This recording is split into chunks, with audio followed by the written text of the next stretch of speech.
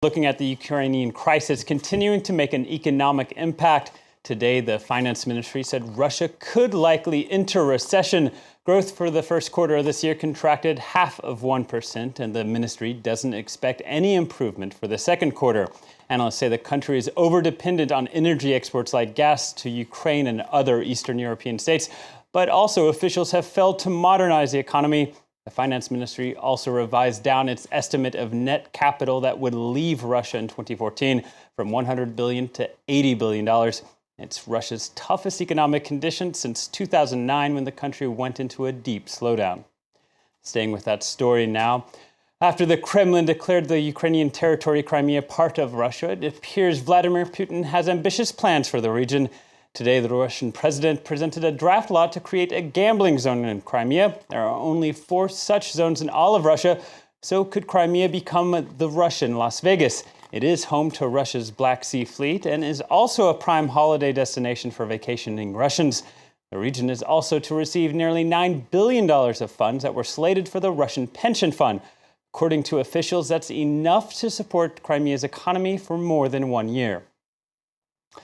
Ukraine is weighing heavy on the mind of investors, as is another big earnings week. Nearly 1/3 of the companies in the S&P 500 are scheduled to report. So let's take a look now at how things on Wall Street fared. The closing bell just happening. Stocks edging up for the 5th day in a row. The streak is S&P and NASDAQ's 5th day this week, but investors are mixed about what that means and if it's really a sign of improvement amid all these corporate earnings. Take a quick look now at 2 of those companies that reported today. Netflix, the world's largest video streaming service, matched or beat expectations.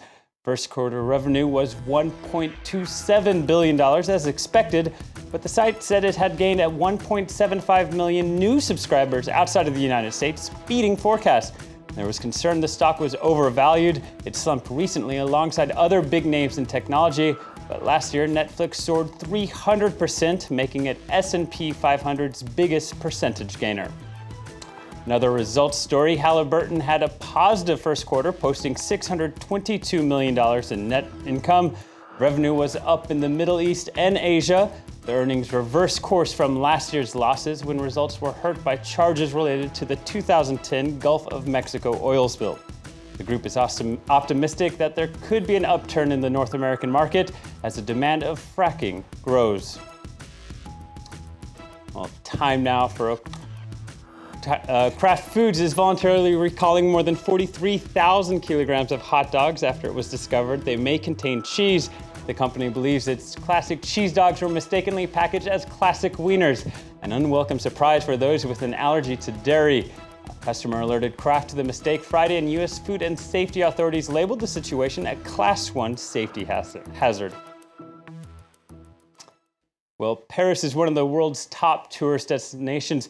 80% of those tourists visiting here are from Europe, but that's a region that's been struggling to recover economically. In hopes of avoiding a slowdown, city officials have launched a tourism campaign that goes beyond the usual glitz, glamour, and luxury. It's an attempt to appeal to the budget traveler, and it's working. Delano de Souza has more.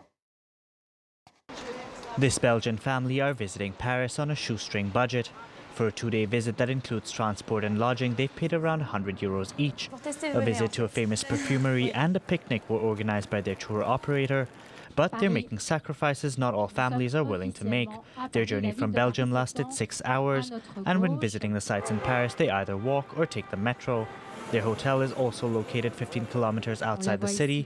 Meanwhile, low-cost tour operators say business is booming. We cover all age groups. It's a large profile and ranges from families with children to retirees, students and workers. This couple are seasoned budget travelers. They find the low-cost travel packages on offer attractive. It allows us to make many trips in the year.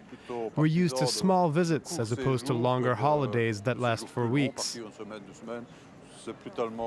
That's what interests us now, to travel more often. Maybe cheaper, but often.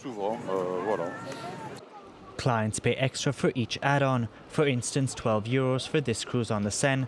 Low-cost tours attempt to widen the scope of visitors to the City of Lights. That's it for the day's top business stories. I'll give it back to you now, Chris. Thanks very much, Will. Time now to say good evening to James Creedon.